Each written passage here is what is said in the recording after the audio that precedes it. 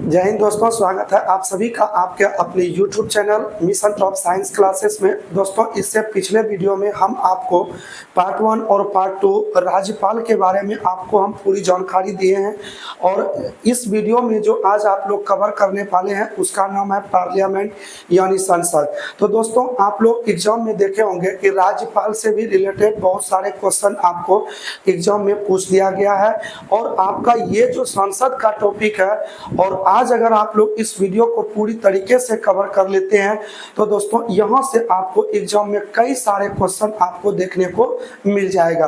तो इसलिए आप लोग इस वीडियो पर शुरू से अंत तक बने रहिएगा ताकि आपका संसद से एक भी प्रश्न यहाँ से नहीं छूटे। बस आप लोग हमारे साथ यहाँ से साथ में चलिएगा तो आपको हम पूरी जानकारी संसद के बारे में दे देंगे।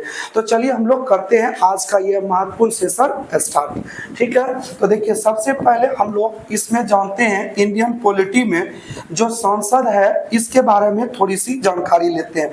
जैसा कि दोस्तों आप सभी को पता है कि हमारे संविधान में, ठीक है, संविधान में क्या है कि बहुत सारे चीजों को यानी बहुत सारे स्रोत को जो है वो अन्य देशों से अपनाया गया है। ठीक है, अन्य देशों से क्या किया गया है तो लाया गया है यानी अपनाया गया है।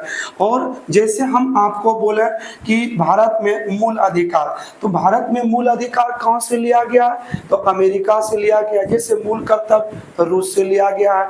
ठीक है, तो इसी तरीके से जो है सभी पार्ट अलग अलग देशों से कहीं ना कहीं से लाया गया है। तो ठीक उसी तरह भारत जो है संसद जो है यानी संसदीय शासन प्रणाली की बात करें, ठीक है, संसदीय शासन प्रणाली इसे अपनाया गया है। ठीक है, और अपनाया है किस देश से तो इसे अपनाया है भारत ने ब्रिटेन से, जिसे हम लोग यूके के नाम से भी जानते हैं। तो अतः भारत ने इसे कहां से लिया तो ब्रिटेन से। इसीलिए ये जो है संसद की जननी जो कहा जाता है वो किसे कहा जाता है तो ब्रिटेन को कहा जाता है। ठीक है, तो संसद की जननी किसे कहते हैं तो संसद की जननी बोला जाता है किसे तो ब्रिटेन को। क्या आप लोगों को ये पॉइंट क्लियर हुआ? तो आपसे एग्जाम में पूछेगा बताइए कि भारत ने संसदीय प्रणाली किस देश से लाया है तो वो लाया है ब्रिटेन से और ब्रिटेन को ही बोलता है क्या तो संसद की जननी के नाम से जाना जाता है। ठीक है, तो आप लोगों को यहाँ तक क्लियर हो गया। अब देखिए अगर हम लोग बात करें ये जो आप संसद लिखते हो इसका अंग्रेजी नाम आप क्या देते हो तो पार्लियामेंट। ठीक है, तो इसका अंग्रेजी नाम हम लोग क्या देते हैं तो पार्लियामेंट नाम देते हैं। तो ये जो पार्लियामेंट है इस शब्द को, ठीक है, कहां से लिया गया है तो ये लिया गया है आपका कहां से तो फ्रांस से लिया गया है। ठीक है, तो पार्लियामेंट शब्द को कहां से लिया गया है तो फ्रांस से और भारत ने संसदीय शासन प्रणाली ब्रिटेन से लिया गया है। संसद की जननी किसे बोलते हैं तो ब्रिटेन को बोलते हैं। ठीक है, यहाँ तक यदि आप लोगों का क्लियर है तो हम आगे और बताना चाहते हैं कि भारतीय संविधान जो है, ठीक है, भारतीय संविधान के किस भाग में हम लोग संसद के बारे में जानकारी लेते हैं तो भारतीय संविधान का जो आपका भाग कितना है 5। ठीक है, भारतीय संविधान का भाग संख्या कितना तो 5 जो है इसी भाग के अंतर्गत आप लोग किसके बारे में पढ़ते हो तो संसद के बारे में जानकारी लेते हो। तो आप लोग इसको याद रखिएगा, संसद की चर्चा संविधान के भाग कितने में मिलता है तो 5 में देखने को मिलता है। तो आइए हम लोग आगे और बढ़ते हैं। देखिए ये चीज हो गया आपका कि संसद की जानकारी संविधान के किस में मिलता है तो भाग 5 में मिलता है। तो इसी से आप और लिख सकते हैं क्या तो इसके लिए आर्टिकल्स की बात करें तो अनुच्छेद संविधान का कौन सा आता है संसद के लिए तो इसे याद रखेंगे 79 जो होता है ये संसद का क्या है तो आर्टिकल्स होता है। तो आप लोगों को ये भी पॉइंट क्लियर हो गया, संविधान के भाग 5 के अंतर्गत हम लोग संसद के बारे में पढ़ते हैं और इसके लिए आर्टिकल्स कितना आता है तो 79 आता है। क्या आप लोगों को ये कुछ छोटी मोटी बातें समझ में आ गई होगी आसान से? तो चलिए हम लोग अब थोड़ा सा डीप में आगे पहुंचते हैं। देखिए सबसे पहले अगर हम लोग बात करें तो संसद जो होता है, संसद ये 3 अंग से मिलकर बना होता है। तो इसीलिए संसद का यदि आपको अंग पूछता है तो आपको जवाब देना है कि संसद के कितने अंग होते हैं। तो संसद के 3 अंग होते हैं। कौन कौन होता है? तो एक आपका हो जाता है लोकसभा, दूसरा क्या हो जाता है तो राज्यसभा, और तीसरा अगर हम लोग बात करें तो तीसरा इसका अंग कौन होता है तो वो होता है राष्ट्रपति। ठीक है, जिस तरह हमारे शरीर का प्रत्येक भाग मौजूद है तो शरीर का सभी अंग है, ठीक उसी तरह संसद का भी अपना अंग है, लोकसभा, राज्यसभा और राष्ट्रपति। अगर इसमें कोई भी एक छूट जाता है तो संसद का अंग पूरा नहीं माना जाता है। जैसे हम आपको एक एग्जांपल देते हैं, मान लिया जाए कोई बिल को पास करना होगा, तो पास करने के लिए इस बिल को तीनों जगह से गुजरना पड़ेगा। अगर लोकसभा से शुरू हुआ तो यहाँ से पास होकर राज्यसभा में जाएगी, यहाँ से पास होकर राष्ट्रपति के पास, और जब राष्ट्रपति पास कर देंगे तो वो बिल स्वतः क्या बन जाएगा तो कानून बन के तैयार हो जाएगा। इसी तरीके से अगर राज्यसभा से शुरू होता है तो फिर लोकसभा में जाएगा, और लोकसभा से फिर कहाँ जाएगा तो राष्ट्रपति के पास। अगर इसमें किसी एक को आप छोड़ते हो तो आप समझ जाइए उसे पूरा नहीं माना जाएगा। क्या आप लोगों को यहाँ तक क्लियर हो गया है? तो आइए हम लोग बात करते हैं इसके बाद। ये तो अंग है, इसी तरीके से आपको याद रखना है कि जो संसद का सदन की अगर बात कर दे, ठीक है, अंग नहीं बोल रहा है, क्या बोल रहा है तो सदन। तो संसद के कितने सदन होते हैं तो आपको याद रखना है कि संसद में 2 सदन होते हैं। एक आपका हो जाएगा कौन तो राज्यसभा हो जाएगा, और दूसरा सदन कौन हो जाएगा तो लोकसभा हो जाएगा। ठीक है, संसद के कितने सदन हो गए तो 2 सदन हो गए, राज्यसभा और लोकसभा। अब इसी को अगर हम लोग अलग तरीके से समझें तो जैसे मान लिया जाए कि ये घर किसका है तो संसद का है, तो इस संसद के अंदर 2 ही कमरा है जिसे हम लोग सदन बोलते हैं। तो एक आपका कौन हो जाता है तो एक आपका हो जाता है राज्यसभा, और दूसरा कमरा को हम लोग क्या बोलते हैं तो लोकसभा बोलते हैं। तो अभी आपने तुरंत एक चीज पढ़ा कि संसद की चर्चा संविधान के अनुच्छेद कितना में मिलेगा 79। उसी तरीके से राज्यसभा की चर्चा अनुच्छेद कितने में है 81 में, 80 में, और लोकसभा की बात करते हैं तो लोकसभा की चर्चा संविधान के अनुच्छेद कितने के अंतर्गत आता है तो वो है आपका 81। क्या आप लोगों को यहाँ तक समझने में कोई परेशानी है तो आप लोग एक बार कमेंट में बताइए। ठीक है, तो आप लोगों को यहाँ तक आसानी से समझ में आ गया होगा कि संसद की चर्चा आर्टिकल 79, राज्यसभा 80, लोकसभा 81 यानी 81 में है। ठीक है, आइए हम लोग इसके बारे में डिटेल से और आगे हम लोग जानते हैं।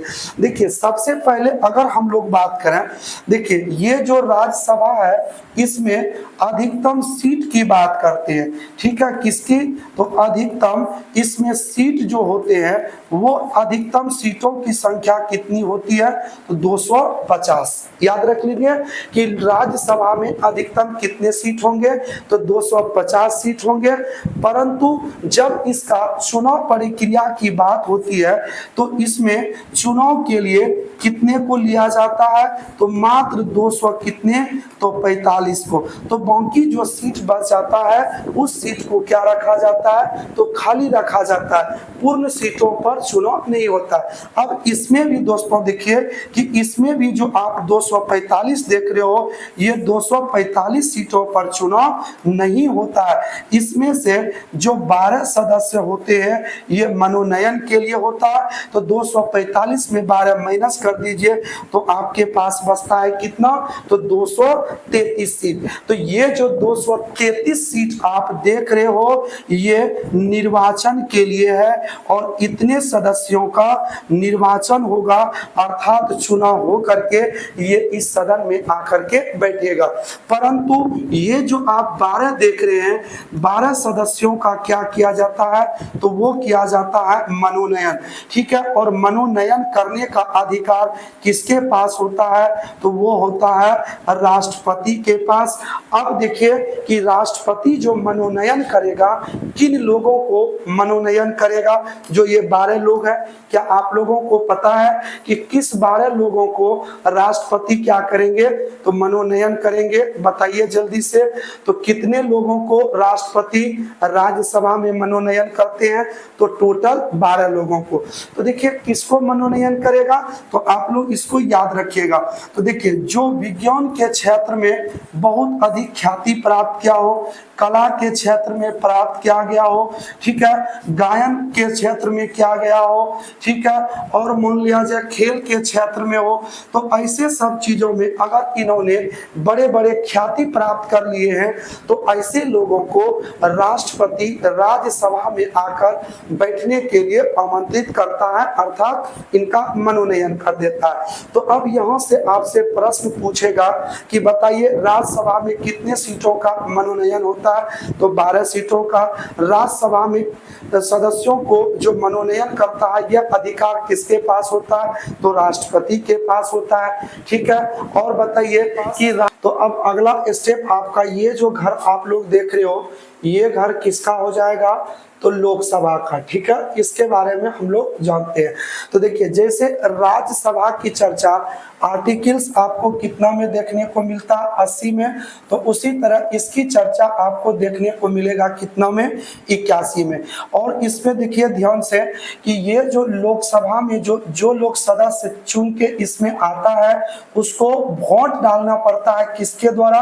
तो जनता के द्वारा, यानी जनता सीधे वोट द्वारा इसे चुनती है, ठीक है। किसके द्वारा? तो सीधे वोट के द्वारा क्या करता है? तो चुनता है। तो वोट द्वारा इसको चुनता है। तो अब बताइए जिसे जनता ने चुन करके वोट द्वारा जिता करके भेजा है, तो इस वजह से इस लोकसभा को हम लोग क्या कह देते हैं?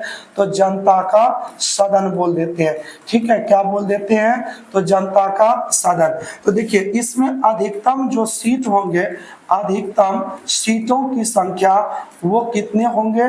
तो वो हो जाएगा सीटों की अधिकतम संख्या वो 552 आपको इसमें देखने को मिलेगा, ठीक है। अगर हम लोग इस 552 की बात करते हैं तो इसमें जो चुनाव के लिए देखा जाता है तो वो केवल 545 सीट ही मौजूद रहते हैं, जिसमें से भी आप लोग याद रखिएगा निर्वाचन केवल 543 सीटों पर ही होता है। और ये जो आपका बच जाता है 2 सीट, इसमें भी क्या होता है? मनोनयन की तरह यहाँ पर 2 एंग्लो इंडियन चुने जाते हैं राष्ट्रपति के द्वारा, ठीक है। तो आप लोग इनको भी ध्यान में रखिएगा कि लोकसभा में भी 543 सीटों पर, ठीक है, निर्वाचन होता है, अर्थात इसमें अगर 543 ना हो तो देखिए आपको कितना मिलेगा? 545, यानी लोकसभा में सीटों की संख्या 545 होती है, निर्वाचन 543, 2 क्या होते हैं? तो एंग्लो इंडियन चुने जाते हैं इसमें, ठीक है। तो आप लोग को यहाँ तक क्लियर हो गया होगा। तो आप चाहो तो निर्वाचन के लिए यहाँ पर लिख भी सकते हैं कि निर्वाचन में कितने आते हैं? तो 543 सीट आते हैं। तो आप लोग इसको अच्छे तरीके से समझ गए होंगे यहाँ पर। तो आइए हम लोग यहाँ से अब क्या करते हैं, आगे डिटेल से हम लोग समझने का प्रयास करते हैं, ठीक है। चलिए तो हम लोग यहाँ से बढ़ते हैं आगे की ओर। चलिए अब हम लोग एक एक करके डिटेल से हम लोग जानते हैं। तो सबसे पहला हेडिंग आप लोग लगाइए किसके बारे में? तो लोकसभा के बारे में, ठीक है। किसके बारे में? तो लोकसभा के बारे में आपको जानकारी लेना है। तो देखिए लोकसभा क्या है? तो लोकसभा में आपको क्या देखने को मिला? तो सबसे पहले इसके लिए आर्टिकल्स आपको कितना जानना पड़ा? तो 81 में लोकसभा की चर्चा है, ठीक है। इसमें जो सांसद होते हैं, ठीक है, इसमें जो सांसद बैठते हैं सीधे जनता द्वारा चुना जाता है, ठीक है। किसके द्वारा? तो सीधे जनता द्वारा चुना जाता है। तो अब बताइए जिसे जनता द्वारा चुनेगा उसे हम लोग क्या बोलेंगे? तो जनता का सदन बोलेंगे। और जनता ने सीधे चुनकर भेजा है तो इसीलिए इसको हम लोग प्रत्यक्ष सदन के नाम से भी जानते हैं, ठीक है। और दूसरी बात देखिए कि जो लोग इस सदन में बैठेंगे लोकसभा में, उन सदन का कार्यकाल जो होगा वो कार्यकाल कितने वर्ष का होगा, तो 5 वर्ष का होगा। ठीक है, या आपसे पूछे लोकसभा का कार्यकाल 5 वर्ष, तो लोकसभा के सदस्यों का भी कार्यकाल कितने वर्ष का होता है, तो 5 वर्ष का। इसमें आप लोग गड़बड़ मत करिएगा, कभी कभी एग्जामिनर आपको फंसाने के लिए पूछेगा कि बताइए कि लोकसभा का कार्यकाल कितने वर्ष का होता है, तो आप बोलिएगा 5 वर्ष ही। और ये भी प्रश्न बोल सकता है कि लोकसभा के सदस्यों का कार्यकाल कितना होता है, तो इसका भी आंसर यही होगा, कितना, तो ये हो जाएगा आपका 5 वर्ष ही हो जाएगा। ठीक है, तो ये दोनों बात आपको याद रखना। परंतु यदि यही चीज अगर हम लोग राज्यसभा में पढ़ रहे होते तो पूछता कि राज्यसभा का कार्यकाल कितना होता है, तो उसका आंसर क्या होता, तो अनंत होता, क्योंकि राज्यसभा का कोई कार्यकाल नहीं होता है। लेकिन जो राज्यसभा में बैठे हुए मेंबर है, सदस्य है, उनका कार्यकाल 6 वर्ष का होता है। समझ गए, तो इसलिए आप इसको याद रखिएगा। चलिए, और हम लोग एक बात जानते हैं, देखिए इसमें लोकसभा का सदस्य बनने के लिए आयु कितना चाहिए। ठीक है, लोकसभा का सदस्य बनना है तो इसके लिए आयु कितना वर्ष होना चाहिए, तो आयु होना चाहिए तो 25 वर्ष। अब आप जल्दी से बताइए, क्या 25 वर्ष के लोग बूढ़े हो जाएंगे कि युवा रहेंगे, तो आप एकदम बताएंगे कि 25 वर्ष का लोग तो युवा रहता है। तो इसीलिए इस सदन को हम लोग एक नाम देते हैं, क्या, तो युवा सदन के नाम से इसे हम लोग जानते हैं। ठीक है, और आप लोग आगे इसमें देखिए, यहाँ पर जो आपको युवा सदन ये मिल गया आपको। और दूसरी बात करते हैं कि लोकसभा जो है ना, लोकसभा, इसका हम लोग क्या कर सकते हैं, तो इसे भंग कर सकते हैं। ठीक है, लोकसभा को क्या कर सकते हैं, तो भंग कर सकते हैं या किया जा सकता है। ठीक है, ऐसा भी आप लिख सकते हैं। तो अब देखिए कौन भंग कर सकता है, तो याद रखिएगा कौन भंग कर सकता है, तो प्रधानमंत्री क्या करेंगे, सलाह देंगे, किसको, तो राष्ट्रपति को, और राष्ट्रपति इस लोकसभा को क्या करेगा, तो भंग कर सकता है। ठीक है, तो आप लोग याद रखिएगा लोकसभा को कौन भंग कर सकता है, तो इसे भंग कर सकता है राष्ट्रपति, किसके सलाह पर, तो पीएम के सलाह पर। तो आप लोग को यहां तक क्लियर हो गया। और अगर हम लोग बात करें तो इसी लोकसभा को हम लोग एक और नाम देते हैं, क्या, तो निम्न सदन नाम देते हैं। ठीक है, और इसे ही हम लोग अस्थाई सदन भी बोलते हैं। ठीक है, और अस्थाई सदन के नाम से भी जानते हैं, क्योंकि यह सदन अस्थाई नहीं है, इसे क्या कर सकते हैं, तो भंग कर सकते हैं। तो जब भंग हो जाए तो वो अस्थाई क्यों हुआ, तो वो अस्थाई हो गया। इसीलिए वो अस्थाई सदन, लोकसभा को निम्न सदन, लोकसभा को युवा सदन, लोकसभा को प्रत्यक्ष सदन, लोकसभा को जनता का सदन, लोकसभा को कहते हैं। क्या आप लोगों को ये चीज क्लियर हो रहा है। चलिए, तो आगे बढ़िए यहाँ से। तो ये आपका हो गया लोकसभा के बारे में, और इसमें कुछ बातें हम आपको और बताते हैं, ध्यान से सुनिएगा। देखिए इसमें क्या होता है, लोकसभा में आपको एक चुनना पड़ता है, किसको, तो अध्यक्ष को। ठीक है, किसको चुना जाता है, तो अध्यक्ष को चुना जाता है, इसका निर्वाचन किया जाता है इसी के अंदर। ठीक है, तो निर्वाचन होने के बाद जो अध्यक्ष विजयी होता है, चुनाव जीत जाता है, तो उसको शपथ दिलाने का काम कौन करता है, तो राष्ट्रपति करता है। ठीक है, तो आपसे पूछेगा कि बताइए कि लोकसभा के अध्यक्ष को शपथ कौन दिलाता है, तो याद रखिएगा शपथ दिलाने का काम कौन करता है, तो राष्ट्रपति ही करता है। और दूसरी बात आप ये बताइए कि जो व्यक्ति इसका अध्यक्ष बनने जा रहा है, क्या इसी 545 में से कोई व्यक्ति है या इनसे अलग से कोई व्यक्ति आया है अध्यक्ष बनने के लिए, तो जल्दी से आप लोग बताइए, क्या उसी का सदन का लोग है या कोई एक्स्ट्रा में बाहर से आकर के इसका अध्यक्ष बनेगा। बोलिए। तो आप लोग याद रखिएगा कि उन्हीं 545 में से ही क्या होता है, तो आपको अध्यक्ष इसमें देखने को मिल जाता है। ठीक है, तो देखिए जैसे ही चुनाव प्रक्रिया इसमें लोकसभा का होता है, ठीक है, तो अध्यक्ष के लिए तो जो भी जीत करके मान लिया जाए लोकसभा में सांसदों का चुनाव हो गया, तो चुनाव होने के बाद जीत करके जो भी लोग गए तो सब दिल्ली में जाकर के लोकसभा में बैठेंगे। तो यहाँ पर देखा जाता है क्या कि कुछ सांसद नए जीत करके आए हैं, लेकिन कुछ सांसद ऐसे हैं जो कई 2 बार, कोई 3 बार, कोई 4 बार इस तरीके से जीत करके आता है। लेकिन जो नए लोग आते हैं तो उनको क्या होता है, सदन का डिसिप्लिन पता नहीं होता है, तो इसलिए सदन में डिसिप्लिन सिखाने के लिए राष्ट्रपति क्या करता है, तो उस व्यक्ति को, उस सांसद को प्रोटेम स्पीकर बनाता है जो कम से कम 3 बार 4 बार लोकसभा का क्या बन गया हो, तो सदस्य बन गया हो, तो उस लोगों को क्या करता है, तो प्रोटेम स्पीकर चुन लेता है। ठीक है, इसी में से शुरुआत में क्या करेगा, तो प्रोटेम स्पीकर चुन लेगा, अर्थात वो अस्थायी अध्यक्ष को चुन लेता है और राष्ट्रपति इसे भी क्या करता है, तो शपथ दिला देता है। कौन शपथ दिलाएगा, तो राष्ट्रपति शपथ दिला देता है और एक निश्चित दिनों के अंदर उन सभी व्यक्तियों को क्या करता है, उन सभी सांसदों को यहाँ पर डिसिप्लिन सिखाता है, लोकसभा के अंदर का नियम कानून। तो जब ये सारा चीज सीख जाता है तो उसके बाद इस प्रोटेम स्पीकर को हटा दिया जाता है और लोकसभा का निर्वाचन करके इसमें अध्यक्ष को क्या करता है, तो चुन लेता है। तो अध्यक्ष जो होता है इसी 545 में से ही कोई एक व्यक्ति होता है। ठीक है, तो आप लोगों के लिए एक प्रश्न है, अभी आप बताइए कि ये जो आपका लोकसभा जो है इसका वर्तमान में अध्यक्ष कौन है।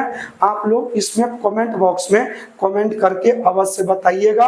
और दोस्तों आज इतना सा रहने देते हैं और आपको लोकसभा के बारे में हम पूरी जानकारी दिए और इसका जो नेक्स्ट वीडियो होगा, ठीक है, पार्ट 2 में, वहां हम आपको राज्यसभा के बारे में पूरी जानकारी दे करके बताएंगे। तो दोस्तों यदि आपको हमारी ये वीडियो पसंद आया हो तो दोस्तों इस चैनल को सब्सक्राइब कर लीजिए और अपने दोस्तों में वीडियो को शेयर अवश्य कर दीजिए ताकि इस तरह का इंपॉर्टेंट टॉपिक आपके दोस्तों को भी मिले और वो भी आपके साथ एग्जाम को क्रैक कर सके। तो चलिए मिलते हैं नेक्स्ट क्लास में, तब तक के लिए दीजिए इजाजत। जय हिंद दोस्तों।